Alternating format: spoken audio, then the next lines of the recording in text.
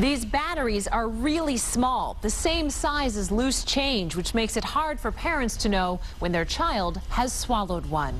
Went right here. At just 15 months old, Carter gave his parents the scare of a lifetime. The memory of those days won't ever leave his mother's mind. The guilt, the relief, the worry, and every emotion you can think of. It only took a matter of seconds for Carter to swallow this battery from his sister's booklight, but it took days before his family knew what was wrong. He wasn't gagging like there was something in there. He wasn't clawing at his throat, never complained, nothing. Flu-like symptoms were the only sign there was a problem. A doctor even examined Carter and found nothing wrong. After 5 days, Carter's parents took him back to the doctor and insisted on an X-ray. It was lodged right below the collarbone. The following hours were agonizing as doctors rushed Carter into surgery to begin the delicate process of removing the tissue that now surrounded the battery. That was the point where I burst into tears. Carter survived, but that's not how the story ends for other families. 17 children have died, including this Cincinnati boy.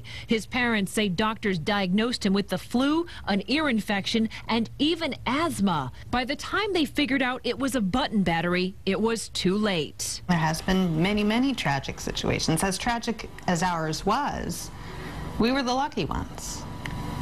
Thank God. Every year, 3,500 kids swallow these batteries. Some children pass them, but when they become lodged, the batteries can cause internal chemical burns in as little as 2 hours. Damage like that forced doctors to remove 2 inches of this 2-year-old's esophagus after he swallowed a button battery. It came from our DVD remote control player that happened to just pop out of the back. The shiny, thin batteries are common in all sorts of household products, from book lights to musical greeting cards. The Consumer Product Safety Commission says toys are the only products that must have the battery secured with a screw or other device. But Action News found a loophole. This booklight is marketed to teens, so the batteries don't have to be secure because it's an accessory and not a toy. Look how easy it is to access the batteries. The CPSC wants security features on all products and asked industry leaders for voluntary compliance. Energizer is teaming up with Safe Kids USA to launch an awareness campaign, and the battery maker is announcing changes in its packaging. American Greetings has a different safety feature, securing the lithium-ion button batteries in a plastic mold that's too large to swallow.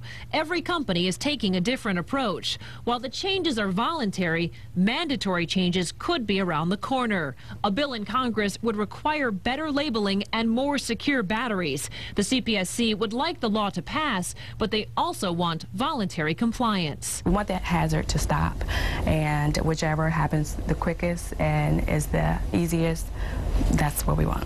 Change can't come soon enough for parents who know how easily a product can become a hazard. It was great. We're promoting reading. It's a book light. It was an awesome gift. Until it all turned tragic so easily.